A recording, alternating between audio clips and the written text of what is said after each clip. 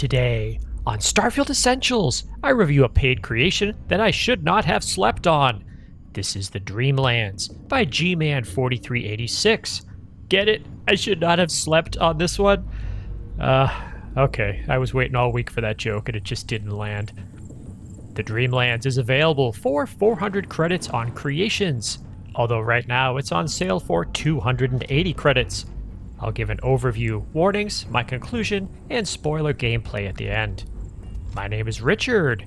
Let's get started. Overview.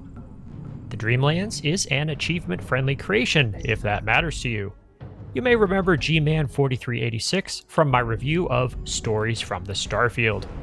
I previously tried the Dreamlands months ago, but I didn't really get into it. When I first tried this creation, I did not fully appreciate what it offered.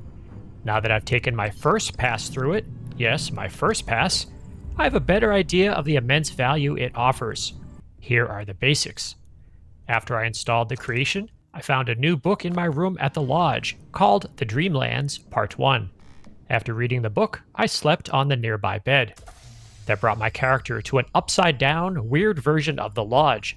My character was alone and floating in a zero-G environment. Along the way, I encountered bizarro versions of Constellation members, like a Noel duplicate named Leon. The first dream essentially introduced the key aspects of the Dreamlands environment. If your character perishes in the dream, they reawaken wherever they first started sleeping. There are all sorts of neat items to find in the dream world.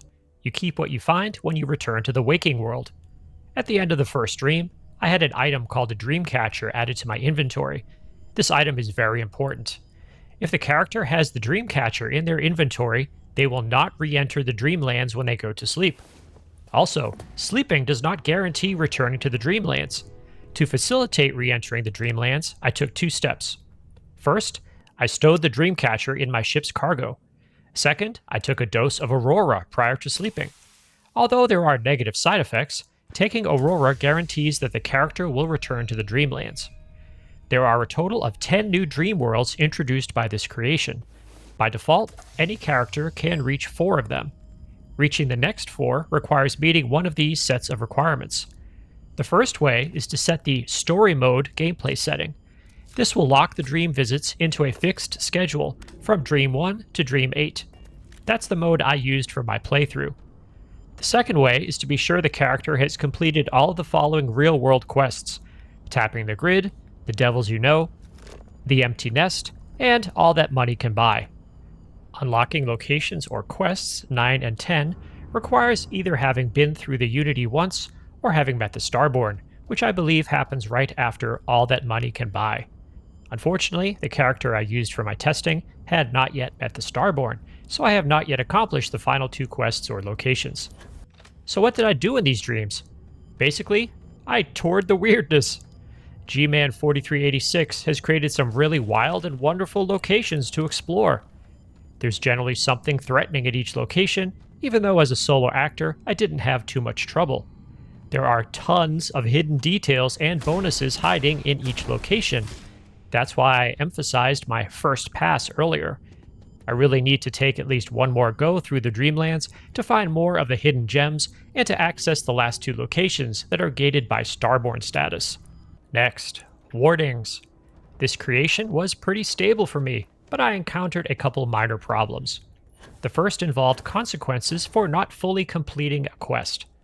One of the quests is a wild take on the Shaw Gang and Gallbank hostage rescue in Aquila City. I had not fully completed this quest in my first run.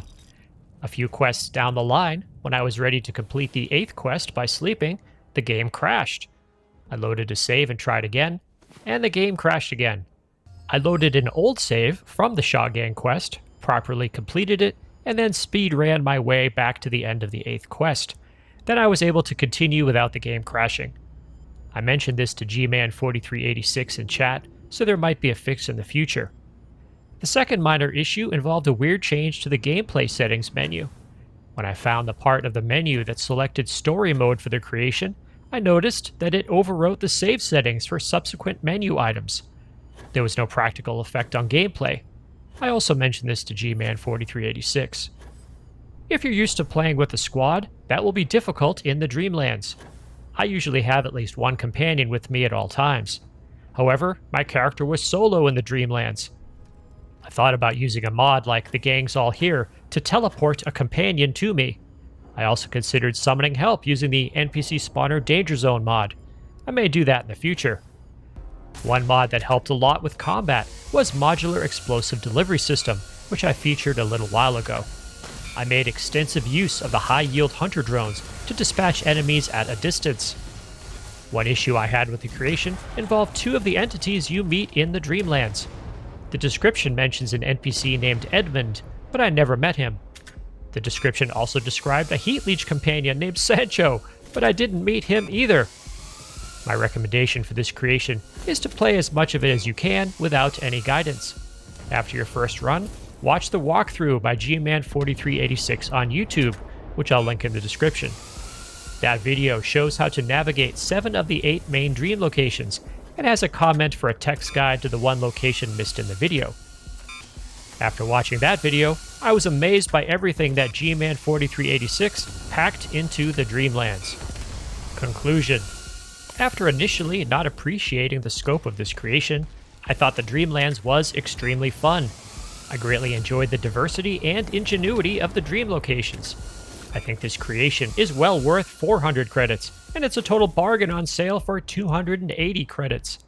I asked Gman4386 if it might be possible for the story mode game setting to unlock all 10 locations, even if the character has not become fully aware of the Starborn. I also hope to see minor fixes as noted earlier. If you want a weird take on Starfield locations with lots of room for discovery, I highly recommend the Dreamlands. Thank you Gman4386 for your work. And thank you to all my subscribers. Please consider subscribing to show YouTube that you enjoy positive and honest Starfield content. Special thanks to all channel members. I hope you're enjoying our private Discord server. If you'd like to know more about membership, click the join button on the channel. There's no obligation.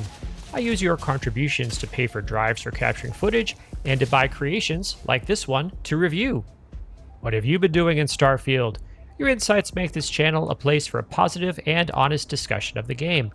In addition to videos, I also post to the community tab for this channel on a daily basis. If you subscribe, you'll see these posts in your YouTube feed.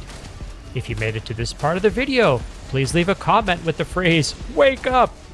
Also, remember to ring the bell icon and select all notifications. Check out my other videos, and please tell your friends about the channel. My name is Richard. I will see you in the Starfield.